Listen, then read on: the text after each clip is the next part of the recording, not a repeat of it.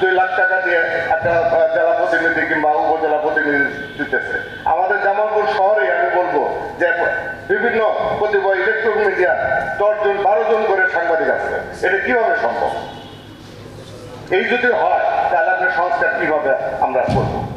কাজে সংস্কারের যদি আমি আজকে প্রথমে দেখলাম যে সংস্কার কমিশনের এই মত বিনিময় সভা, এই মত বিনিময় সভায় আমি বলবো যে সংস্কার যদি আপনারা করেন সত্যিকার অর্থে করেন, শুধু কাগজ কলমে সংস্কার করে কোনো লাভ নেই, বাস্তবে যেন সেটা আসে। আমি বলবো টাকা ছাড়া কিছু হয় না।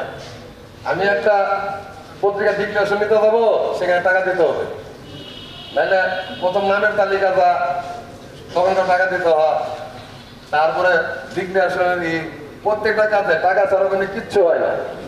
এই টাকা নেওয়াটা বন্ধ করতে হবে। আর গণমাধ্যমরা আজকে এই পর্যায়ে বিশেষ করে বিগত সরকার যে ধ্বংস করছে, গণমাধ্যম প্রত্যেকটা ক্ষেত্রে ওই সরকারের দূষণ এখনটাও বসে আছে।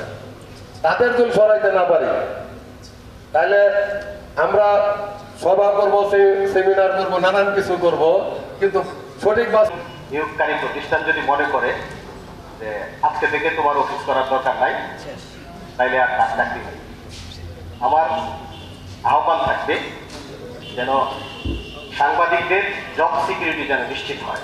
কারণ একজন ব্যক্তি যদি সাংবাদিকতা করে 10 বছর, 20 বছর, 25 বছর পড়ার পর যখন তার বয়স হয়, তখন যদি কোনো প্রতিষ্ঠান তাকে নিষেধ করে দেয় যে আপনাকে আমাদের প্রয়োজন নেই, তাহলে তার চলা, তার সংসার নিয়ে টিকে থাকা একটা অসম্ভব বিষয় হয়ে দাঁড়ায় এবং সামাজিক অবস্থানও তার অনেকভাবে ক্ষুণ্ণ হয়।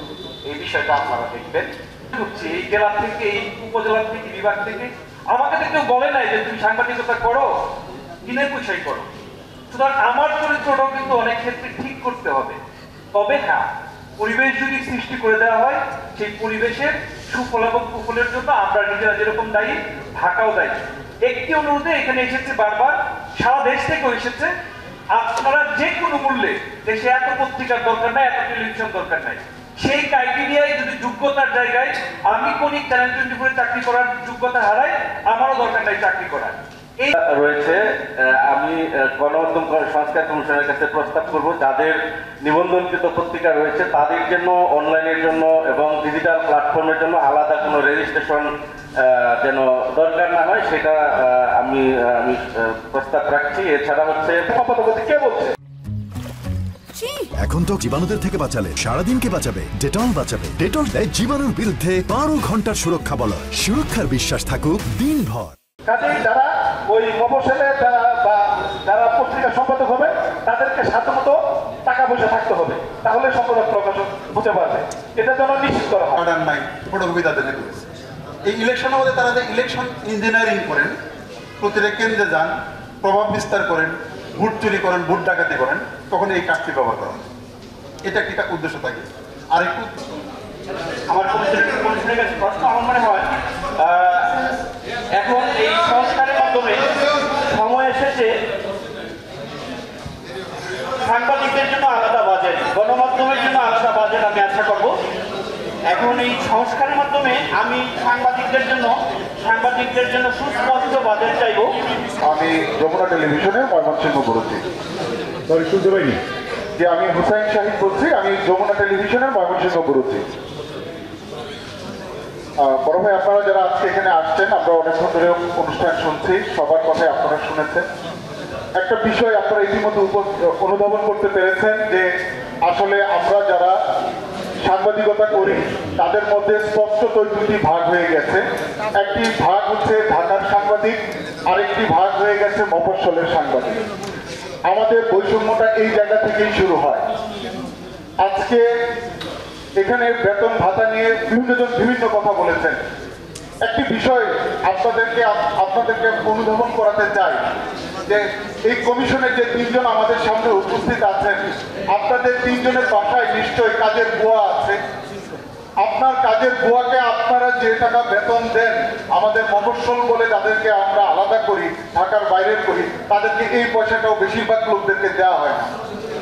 আমরা যখন আমাদের প্রতিষ্ঠান কোনো পত্রিকা, কোনো টেলিভিশন, কোনো অনলাইন পোর্টাল যখন আমরা প্রকাশ করি ঢাকা থেকে, বড় বড় কথা বলে অ্যাড দিয়ে চালানো হয়।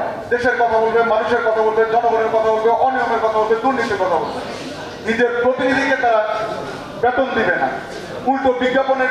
এটার কারণটা হলো একটা কার্ড 300 টাকা দিয়ে কার্ড পাওয়া যায়। আই হ্যাভ অ্যাভেল প্রো 300 টাকা। এই 300 টাকা দিয়ে কার্ড নিয়ে এসে সে সাংবাদিকতা করতেছে, মানে খবর কোনটা কোনটা অখবর কোনটা বেখবর তাও বুঝতেছে না, মানুষের সম্মান নষ্ট করতেছে। এই সম্মান নষ্ট করে এই সাংবাদিকগুলোকে, আপনাদের মতো ভালো সাংবাদিক যারা আছে, যারা ওখানে বসে আছেন, তাদেরকে প্রশ্নবিদ্ধ করা হচ্ছে। সারা দেশে আপনাদেরও অজানার কথা যে তারা বিভিন্ন লঘু বিক্রি করে, কার্ড বিক্রি করে।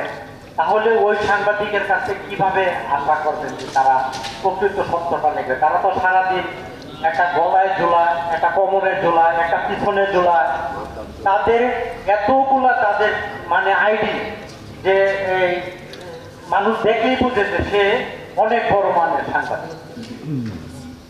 এখন একটা সময় যে মানে সবচেয়ে বড় ভূমিকা রাখে। এই ক্ষেত্রে আমার মনে হয় না যে এই দেশে 280টা জাতীয় দৈনিক পত্রিকার প্রয়োজন আছে। যে পত্রিকা আমি জানি না, দিনের অন্ধকার রাতের আলো, এই ধরনের পত্রিকার তো আমাদের প্রয়োজন নাই। সেই ক্ষেত্রে এই ধরনের পত্রিকা বন্ধ করে দেওয়া হোক।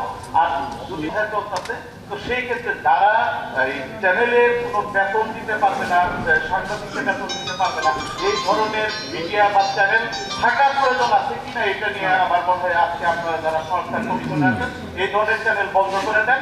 যে চ্যানেলটা আন্দাজে আসলে বলতে পারেন যে এই পেশাটাই কেন আমরা পাইছি। ওই যে বললাম অভিশপ্ত, কারণ এই পেশা একবার কেউ ঢুকলে সে আর ব্যাক করতে পারে না, তার কোনো কিছুই ভালো লাগে না। 1 লাখ টাকা বেতন দিলেও আমি 200 টাকার সাংবাদিকতাই করব। হয়েছে পেশাটা এরকম।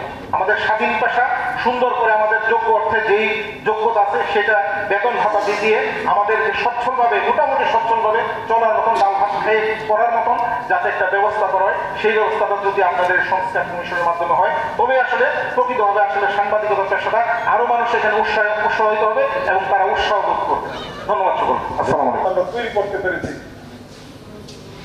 এই সংস্কার কমিশনের মাধ্যমে। আমি বলতে চাই যে আমাদের শিক্ষাগত যোগ্যতা, আমাদের বয়স বোর্ড অনুযায়ী যে সমস্ত নীতিমালা রয়েছে সেই নীতিমালাগুলি পুঙ্খানুপুঙ্খভাবে বাস্তবায়ন হোক।